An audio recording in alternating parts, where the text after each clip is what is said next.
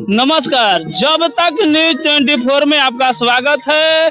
मैं अभी चेनारी प्रखंड के नारायणा गांव के छठ घाट पर हूं। अब बिहार का सबसे पवित्र त्योहार कहा जाए तो छठ है।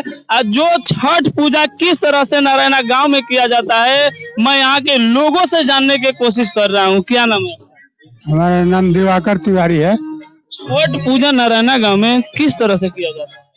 छठ पूजा बहुत धूमधाम से हमारे यहाँ किया जाता है।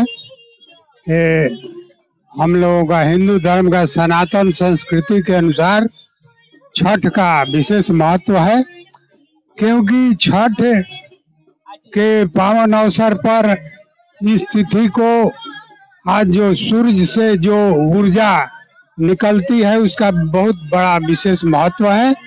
और इसमें बहुत शुद्धता के साथ है, नहाए खाए से लेकर के और अंतिम अर्घ देने तक बहुत पवित्रता और शुद्धता के साथ हमारे संस्कृति के अनुसार हम लोग इसको करते आए हैं। और अपना जो मनोरथ है उसको पूर्ण करने के लिए भगवान सूर्य को हम लोग प्रार्थना करते हैं। उसके अनुसार सूर्य भगवान हम लोगों को फल भी देते हैं। ऐसी मान्यता है, हमारी सारी मान्यताएं पूर्ण होती है, इसलिए हम इस पर्व को सनातन काल से मनाते आ रहे हैं। अच्छा, ये बताइए, छठ के त्योहार में लोग भूखते क्यों है? कितने घंटा भूखते? ये 36 घंटे का पर्व है। छठ पर्व ऐसे तो 48 घंटे की है, परंतु एक दिन बरौना लोग कहता है जिसमें लौके के सब्जी, चने की दाल शुद्ध घी में बनाकर लोग खाया करता है। और दूसरे दिन 12 घंटे की व्रत करता है, संध्या उसको कहते हैं, खीर बनाकर खाते हैं लोग। और उसके जिस दिन छठ होता है उस दिन 24 घंटे की व्रत लोग रहता है। सायंकाल सूर्यास्त के समय अर्घदान और सप्तमी तिथि में सूर्योदय में अर्घदान करना, हवन हुमाद करना, पर प्रसादी नाना प्रकार के मेवा मिष्ठान बना करके फल फलहरी के साथ इस व्रत को करते हैं लोग। और छठ व्रत बहुत ऐतिहासिक पुराना पर्व है। अब धीरे धीरे हमारे देश के कोने कोने में फैल रहा है, जबकि हमारे ही बिहार से ही छठ पर्व का उत्पत्ति हुआ। अब धीरे धीरे बिहार के लोग जहाँ जहाँ गए हैं वहाँ वहाँ इसका प्रचार प्रसार में लगे हुए हैं और बढ़ते जा रहा है। यहाँ भी हर साल की भांति इन साल करीब 300 से 500 के करीब में लोग छठ व्रत करने के लिए व्रतधारी लोग उपस्थित हैं। और हमारे सबसे बड़ी चीज है कि हमारे गांव के बच्चे इतना इस छठ पर्व में सहयोग करते हैं, पंडाल लगाना, रात्रि प्रोग्राम कराना इत्यादि सब हमारे गांव के जो नन्हे मुन्ने बच्चे हैं उन लोग का सहयोग रहता है। ऐसे तो जितने व्रतधारी हैं उन लोग से का भी सहयोग रहता है, अपना चंदा वगैरह देना लेना, लेकिन सारी व्यवस्था करना उन बच्चों का काम है। इसलिए सबसे पहले मैं छठ माता से, सूर्य भगवान से प्रार्थना करूंगा कि उन सब बच्चों का भविष्य उज्जवल हो और सदा वे लोग सेवारत रहें। आखिर छठ के त्योहार में ईख विशेष पूजनीय के तौर पर आता है, या उसका क्या इतिहास है ईख का? ईख जो है सो ईख के रस में एक विशेष प्रकार की विटामिन प्राप्त होती है और उसको इसलिए हम लोग उपयोग में लाते हैं।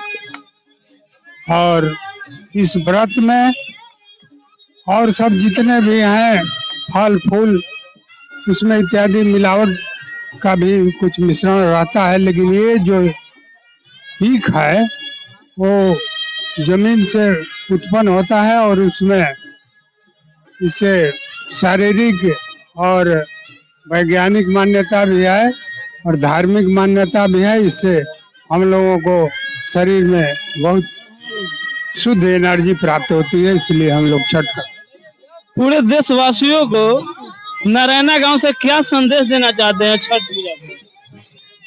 सनातन हमेशा मजबूत रहे, छठ महापर्व बिहारियों की बड़ी पहचान है।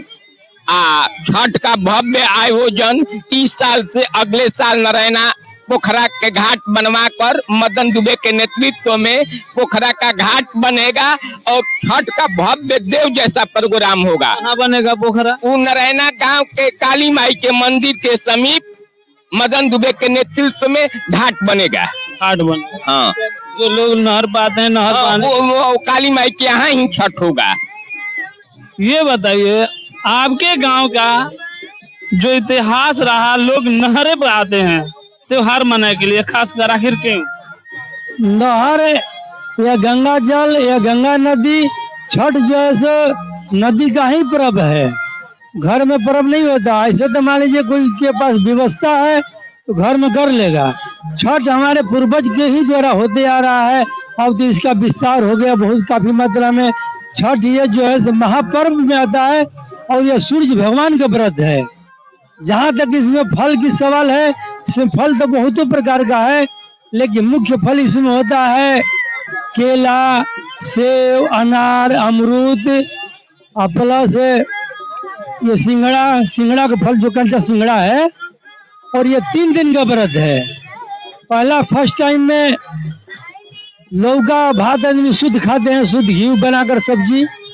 दूसरे दिन दिन भर उपवास रहेगी, शाम को खीर खाती हैं, गुड़ का, शुद्ध गुड़ का, नया गुड़ का।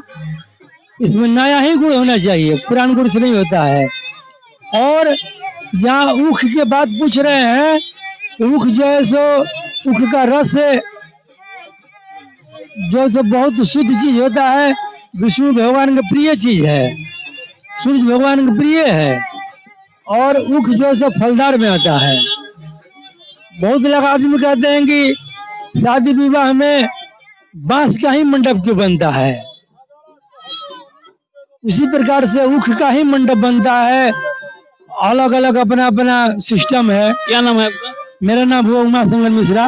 तो जिस तरह से नरैना गांव में पूरे लोग धूमधाम से छठ का त्योहार मना रहे हैं, और मैं जानने की कोशिश करूंगा आखिर नरैना गांव का जिस तरह से लोग कई वर्षों से इसी जगह पर छठ मनाते आ रहे हैं, लेकिन अभी हमें पता चला है तो आप ही के द्वारा अगले साल से एक पोखरा का निर्माण किया जाएगा और लोग उसी में छठ करें। क्या सही बात है?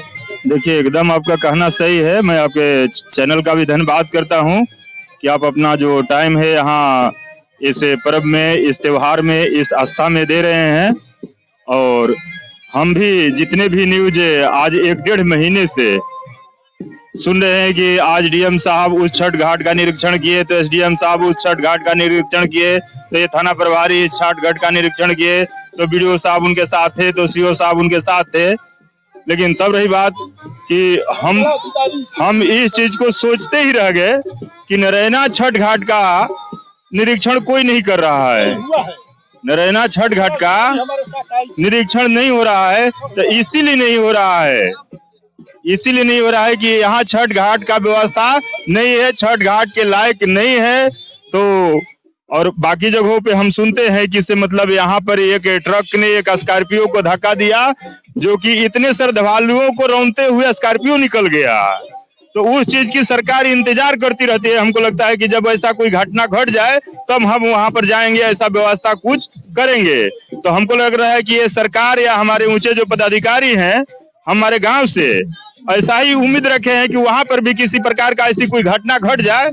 नहीं तो अगर देखिए यहाँ पर क्या नहीं बन रहा है, हर चीज बन रहा है, उसके लिए जमीन आवंटन हो रहा है, जमीन मिल जा रहा है। और एक छठ घाट के लिए यहाँ जमीन नहीं है। छठ घाट के लिए बहुत ही सारे जमीन है यहाँ पर, लेकिन कोई आए खड़ा हो, कोई अधिकारी उसका डिमांड करे, मांग करे, कोई मुखिया सरपंच। लेकिन आज तक गांव में हमने देखा कि कोई हमारा मुखिया हो या जिला परिषद हो, कोई हम लोग से या कोई विधायक सांसद हो, कभी इस बात पर नरैना के बारे में चर्चा नहीं किए। जबकि जैसे हम लोग का मेन कोर्ट कचहरी सासाराम में है, और हम उम्मीद करते हैं जितना कि सासाराम में जाकर के अगर होता है छठ, उतना अकेला हमारे नरैना गांव में श्रद्धालु छठ करते हैं। पर व्यवस्था के लिए व्यवस्था है, वो व्यवस्था नहीं है। व्यवस्था उतना ही है कि यहाँ डर डर करके मतलब कि कहाँ पर बैठा जाए, कहाँ पर खड़ा होया जाए। कभी मोटरसाइकिल जा रहा है तो कभी ट्रक जा रहा है। तो जो घाट है, श्रद्धालु अपने घाट को छोड़ करके खड़ा होते हैं, फिर ट्रक निकाला जाता है ना। यहाँ नहाने का अच्छा सुविधा है।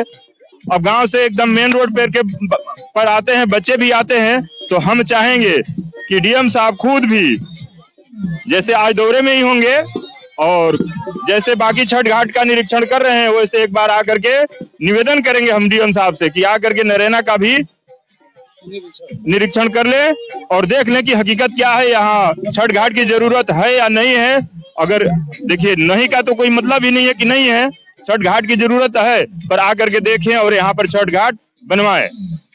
यहाँ के लोग जिस तरह से रोड के किनारे यहाँ छठ का त्योहार मना रहे हैं, नहर है, लेकिन कहीं ना कहीं असुरक्षित फीलिंग कर रहे हैं और इसको सुरक्षित देने के लिए हमारे वरीय अधिकारी से लोग गुहार लगा रहे हैं। तो मेरे साथ बने रहने के लिए धन्यवाद।